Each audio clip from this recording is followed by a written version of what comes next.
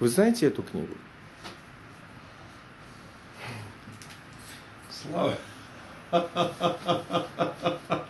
Слава Богу, знаю. Понятно. Слава Богу, что я знаю, что у нас есть такая книга. Угу.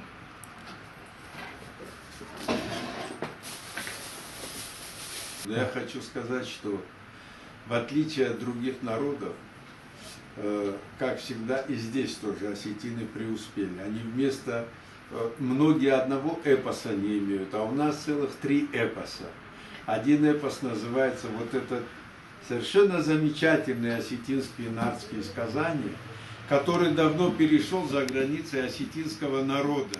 И это уже стали, я бы их назвал, кавказские нардские сказания. Хотя они осетинские, но они уже давно перешагнули. Сейчас любого мальчика в Кабарде, в Ингушетии, в Дагестане спросите, они вам все расскажут про нардские сказания, считая их своими. И это наше достоинство. Абсолютно верно. Это очень хорошо. Многие начинают спорить, это осетин. Да какая разница, кто их подарил миру, если их народ признал, и все народы Кавказа их считают своими нардские сказания. Так вот, у нас еще есть эпос, который называется «Дарья Дзанта».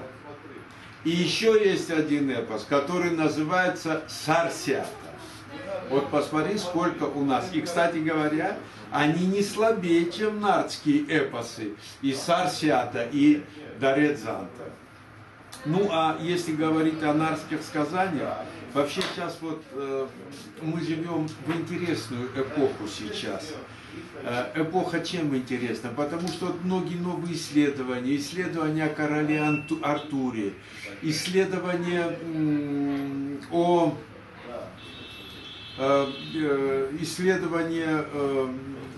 Тура Хейердала, о происхождении норвежцев, их бога Одина.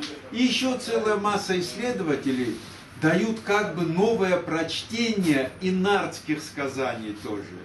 И в этом смысле, конечно, вот это вот совершенно новое, лыка в строку, что называется, это совершенно замечательное издание вот этих осетинских нардских сказаний. Невозможно без дрожи в душе даже держать в руках вот эту замечательную книгу.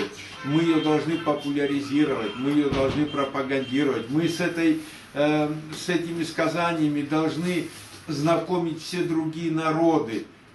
И вот именно вот такое впечатление на меня производит вот это. Дело в том, что я думаю, что это одно из лучших изданий, это вне всяких сомнений. Я помню осетинские нардские сказания, которые были изданы в конце Великой Отечественной войны.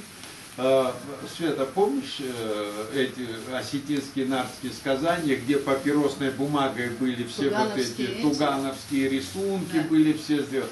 Это была, да, это была очень хорошая книга, очень интересная книга была.